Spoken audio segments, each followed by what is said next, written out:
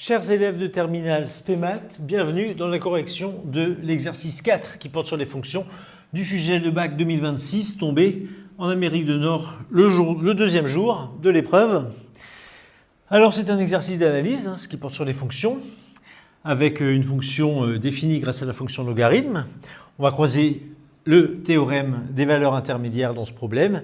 Et puis à la fin, il y aura deux intégrations par parties successives à faire dans le but de déterminer la limite ici d'une intégrale. Donc une fin d'exercice un petit peu difficile, mais on va voir cela. Ça commence doucement par déterminer les limites, une limite de la fonction f définie par x fois ln de x le tout au carré, en plus l'infini. Là, il n'y a rien à dire, à part que la limite est égale à plus l'infini. En 2, on va nous guider pour trouver la limite en 0, puisque on va nous demander de démontrer. Alors d'abord, il faut fixer le x, comme on nous le dit ici pour la rédaction. On veut montrer cette égalité, on va commencer par le membre de droite. On va calculer 4g de racine de x le tout au carré. Ça va faire 4 fois donc g de racine de x, donc racine de x, ln de racine de x, le tout au carré. Ça va donner 4 fois x fois, j'ai ici dans le ln de racine de x, 1 demi de ln de x d'après mes formules du cours au carré. Ça fait donc 4 fois x fois 1 quart fois ln de x au carré. Ça nous donne x ln de x au carré, ce qui est bien égal à f de x. Ce qui nous permet de dire que la limite quand x tend vers 0 de f de x est égale à la limite quand x tend vers 0 de g de... C'est un 0 plus, ils le disent? Non, bon, c'est un 0 plus. De g de racine de x. Alors, c'est donc la limite quand f de x de 4 g de racine de x au carré. C'est donc la limite quand x tend vers 0 de 4. G de racine de x, c'est racine de x, ln de racine de x, le tout au carré. Et ça, c'est égal à 0, car on reconnaît dans racine de x et ln de racine de x la limite quand un grand X tend vers 0 de grand X ln de grand X qui vaut 0. Vous pouvez mettre d'après le cours, ou si vous voulez faire encore plus scientifique, vous mettez d'après les croissances comparées. On obtient donc comme limite 0. Donc 0 en 0 et plus l'infini en plus l'infini. On retient ça parce qu'on va nous demander le tableau de variation de la fonction f. Donc question classique, on dérive, on trouve le signe de la dérivée, on en déduit les variations de la fonction. Par chance ici, on ne nous demande pas de justifier que f est dérivable. Si on devait le faire, on pourrait dire que f est dérivable sur 0 ouvert plus l'infini, comme produit de fonctions dérivables, ici x fois ln de x fois ln de x. Mais ce n'est pas nécessaire. Démontrer que sur l'intervalle 0 plus l'infini, donc pour la rédaction, vous fixez le x avec lequel vous allez calculer. f' de x est égal, donc il faut dériver là-bas x fois ln de x au carré. On a un produit de fonctions. U', c'est 1, v. Si je note u ici, fois v avec le carré ici. Donc 1 fois v plus u fois v', le 2 qui tombe, la petite fonction à l'intérieur qui est dérivée, fois ln de x qui reste ici comme fonction. On obtient donc ln de x facteur 2 ln de x plus 2, ce qui est bien demandé ici. En déduire les variations de la fonction f sur l'intervalle 0 plus infini. Donc ici, on va devoir faire un tableau deux signes, connaissant le signe de la dérivée, soit, toujours pour la rédaction, x appartenant à 0 plus l'infini.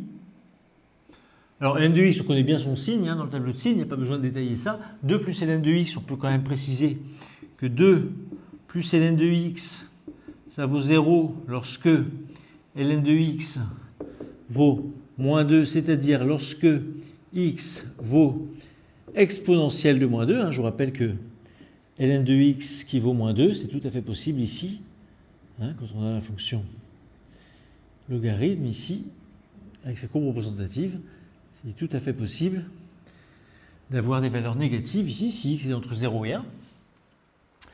Voilà. Donc on peut dresser le tableau de signes de f', d'où le tableau de signes, d'où le tableau. Alors, c'est le signe de la dérivée et variation de la fonction.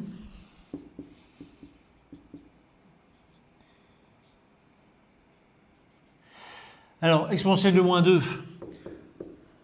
c'est 1 sur E2, donc je sais que c'est plus petit que 1. Exponentielle de moins 2, c'est plus petit que 1. La fonction ici, ln, on connaît bien son signe. La fonction ln de x plus 2, bon, on sait qu'elle est croissante. Je ne pense pas que dans la rédaction, on ait à vraiment justifier cela.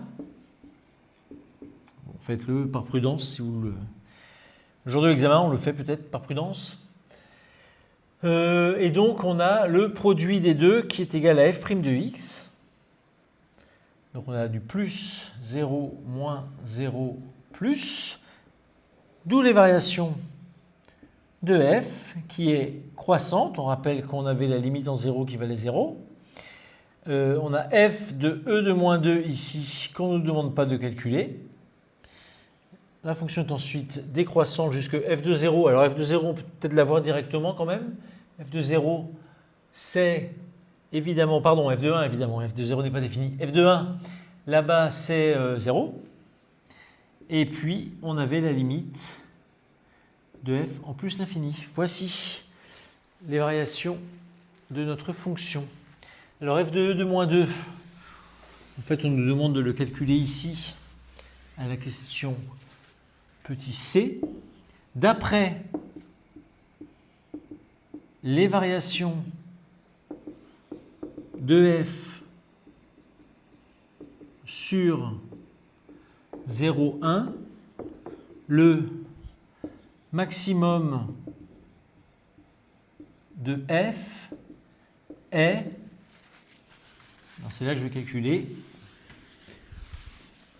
donc on est sur 0,1, donc on est jusqu'ici en fait, donc on n'a pas besoin de considérer pour cette notion de maximum, on voit bien juste ici que le maximum c'est f de e de moins 2. Donc le maximum de f est f de e de moins 2 égale e de moins 2 fois ln de e de moins 2 au carré. On a donc e de moins 2 fois, alors ln de e de moins 2, qu'est-ce que c'est que ça?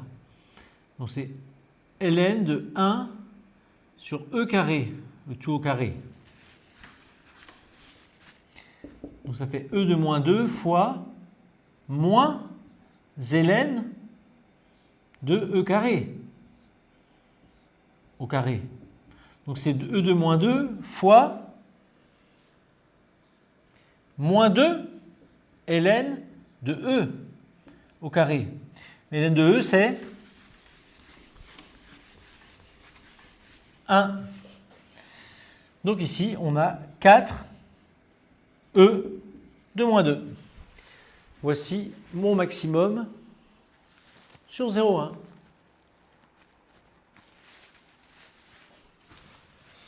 Alors,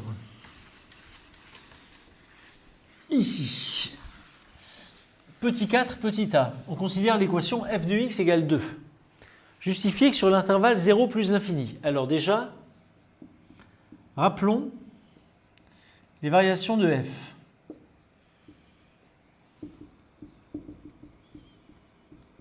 on avait donc une fonction qui était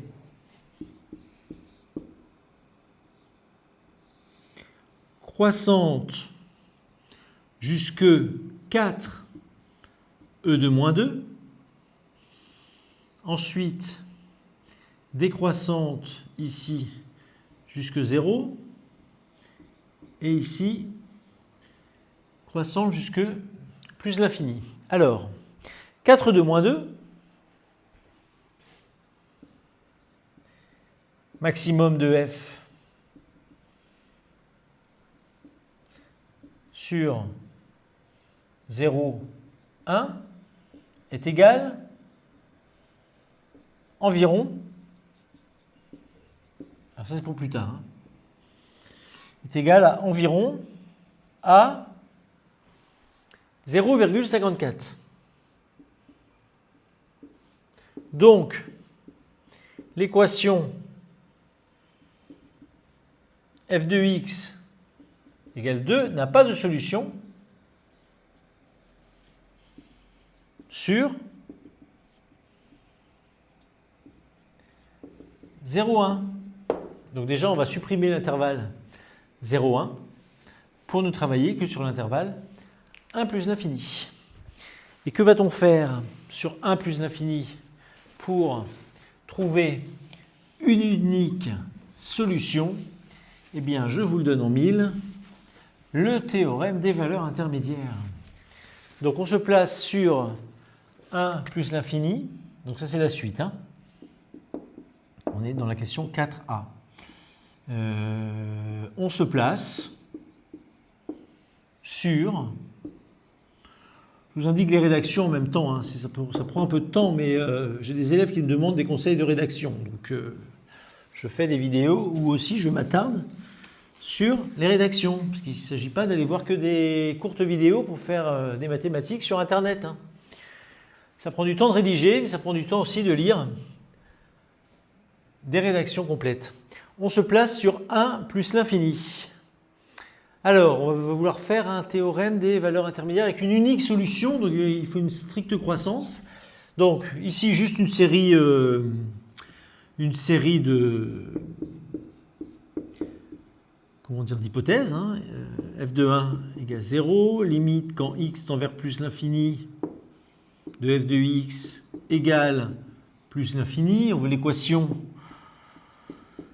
f de x égale 2. On rappelle bien que 2 est compris entre 0 et plus l'infini. F est continu car dérivable sur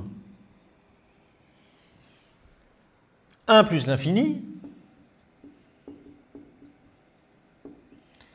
Et là, il y a autant de rédactions du théorème des valeurs intermédiaires et de sa conséquence qu'il n'existe de prof de maths en France, sûrement.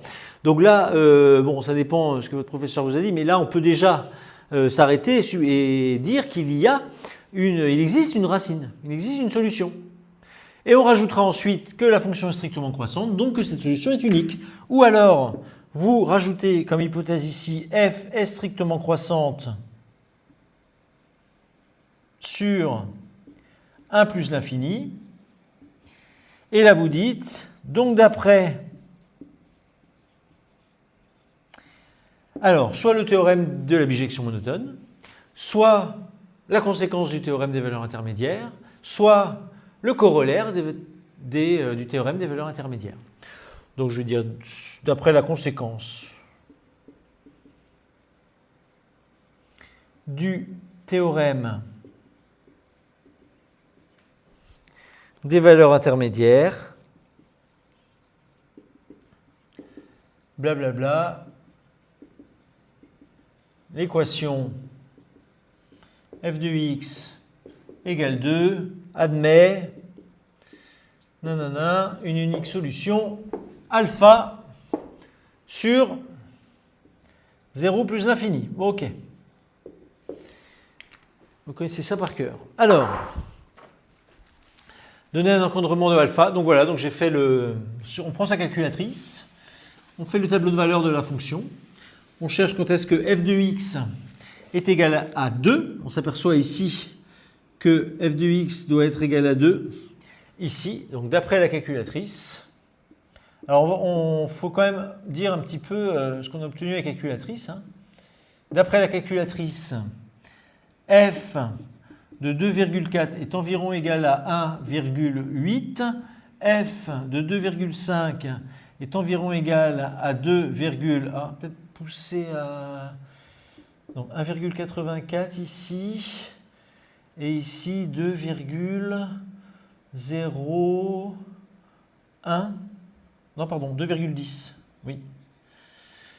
Voilà, environ égal à 2,10. J'arrondis quand même au centième ici pour être sûr. Ainsi, alpha est compris entre 2,5 et 2,4. Voilà.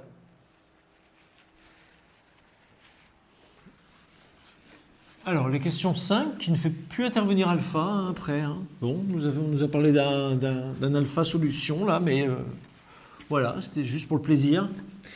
Là, il ne va pas nous servir dans la suite de l'exercice.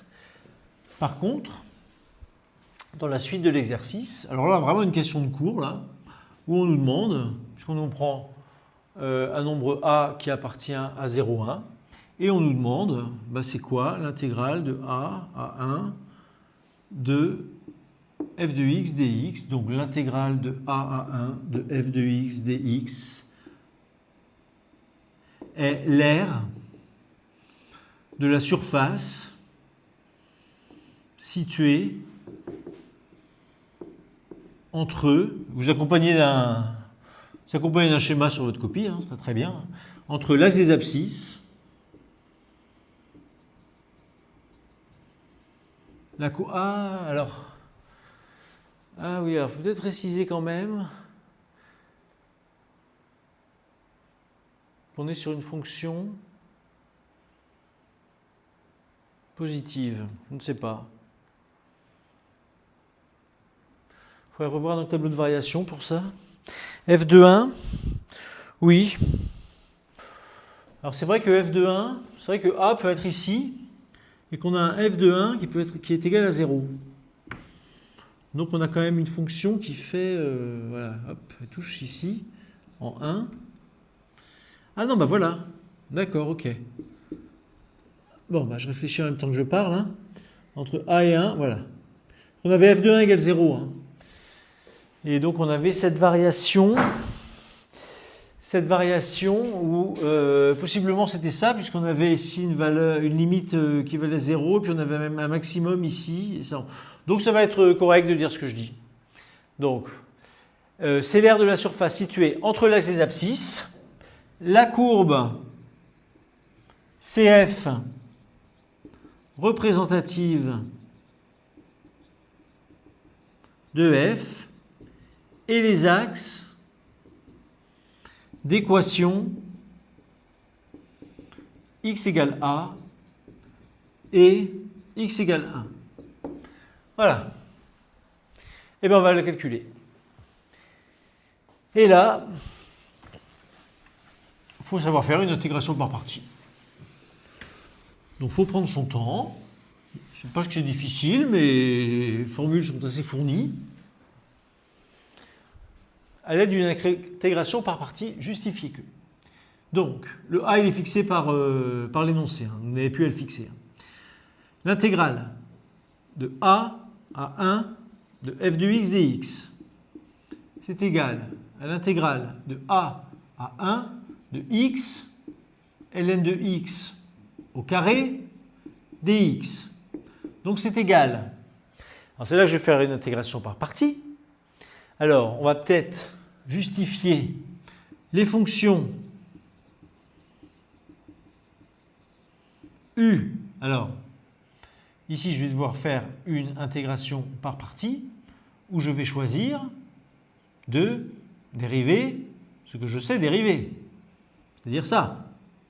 Ça, je ne connais pas la primitive. Donc, mon u', ce sera ici. Et mon v, c'est la fonction que je vais dériver.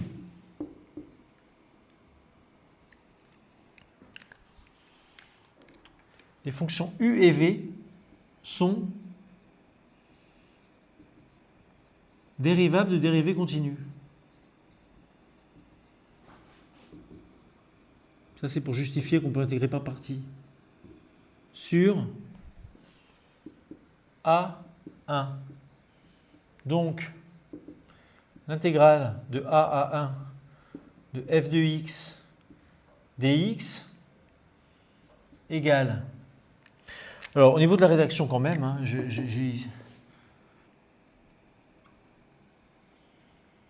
bon, on pose u, la fonction qui a x, associe x2 sur 2, et v, la fonction qui a x, associe ln de x au carré. Parce que je parle des fonctions u et v ici, donc il faut quand même que je les définisse. Alors, on y va, donc on applique la formule d'intégration par partie. Donc on a x2 sur 2 ici, et v, c'est bien la fonction que je garde ici, entre a et 1, moins l'intégrale, donc j'échange primitive et dérivée, u, v', donc u, on avait x2 sur 2 ici, et v', vous allez dériver ln de x, le tout au carré, donc ça va vous faire 2 fois 1 sur x fois ln de x dx. C'est donc égal à... Donc on a du ln de 1 ici qui va donner 0. On a moins a2 sur 2, ln de a au carré. Bim. Moins l'intégrale. C'est les x qui s'éliminent, les 2 qui s'éliminent, de x, ln de x dx.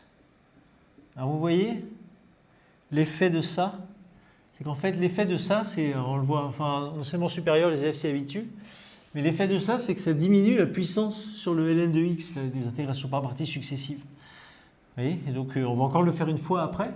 Puis définitivement, on sera passé de ln de x à 1 sur x. Donc voilà, donc après on s'est primitivé parce que on n'a que des polynômes ou des fractions rationnelles, quoi. Voilà, donc c'est bien ce qu'on voulait. Formidable. Et alors la question C va définitivement nous sortir, la question C, oui, va définitivement nous sortir de l'embarras, puisque carrément ici, on n'aura plus d'intégrale.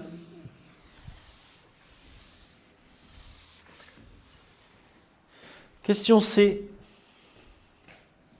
Donc d'après la question B qui précède, l'intégrale de a à 1 de f de x dx est égale, alors vous reprenez le résultat que l'on vient d'écrire, moins l'intégrale de a à 1 de x ln de x dx. On va de nouveau faire une intégration par partie. Donc on repère les fonctions u ici. Alors la fonction ln, on va savoir la dériver. Donc c'est u' qu'on va mettre ici. Les fonctions u qui a x associe x2 sur 2 et v qui a x associe ln de x sont dérivables de dérivées continues.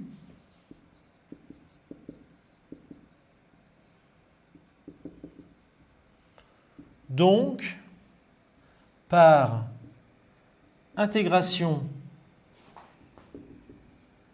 par partie,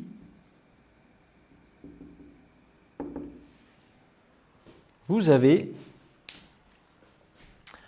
on va calculer ici,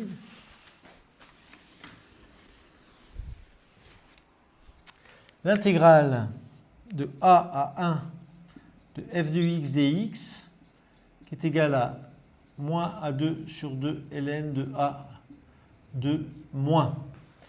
Alors, on va ouvrir une grande parenthèse. pour faire notre deuxième intégration par partie. Donc vous allez avoir entre a et 1 ici uv, x2 sur 2 ln de x, moins l'intégrale entre a et 1 de uv', x2 sur 2, et voilà le v', et il n'y a plus de ln de x. Magique. On obtient donc moins a2 sur 2 ln de a au carré, moins, alors ici vous avez la valeur en 1 qui va être égale à 0 à cause du ln, là, donc on va récupérer un moins a2 sur 2 ln de a, moins, et ici il vous reste, on peut encore l'écrire peut-être, l'intégrale de a à 1, 2, alors il nous reste x sur 2, bon, x sur 2, donc c'est x au carré sur 4, hein, la primitive, voilà, on passe à la primitive directement, x au carré sur 4, entre 1 et a. Ce qui nous donne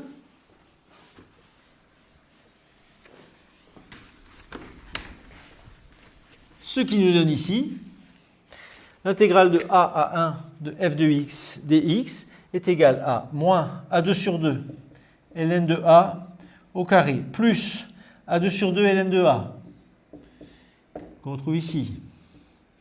Et attention, moins moins, ça fait plus a2 sur 4 moins moins, ça fait plus. Alors, j'avais un petit problème. Oui, hop. A et 1 ici, que j'ai confondu. Donc, ça me donne plus, moins moins qui fait plus, 1 au carré sur 4, moins A2 sur 4. Voilà, c'est bien ce qu'on voulait obtenir ici. Alors, pourquoi on fait tout ça? Me direz-vous, pour avoir le bac, mais pas que. Pour déterminer la limite de l'intégrale de a à 1 de f de x quand a tend vers 0. En effet, regardez, maintenant vous avez, petit d, limite quand a tend vers 0 de l'intégrale de a à 1 de f de x dx égale. Alors, ce qui va nous sauver, c'est la croissance comparée que l'on connaît, a ln de a. Donc, on va la faire apparaître. On va faire apparaître a ln de a à chaque fois, clairement dans notre rédaction. Donc ici, on a moins 1 demi de a ln de a au carré plus a sur 2 fois a ln de a plus 1 quart moins a2 sur 4. Hop, pardon. Je passe à la limite ici. Donc limite quand a tend vers 0 de l'intégrale de a à 1 de f de x dx égale 1 quart, limite quand a tend vers 0 de a ln de a égale 0 d'après mon cours, ou vous pouvez dire d'après les croissances comparées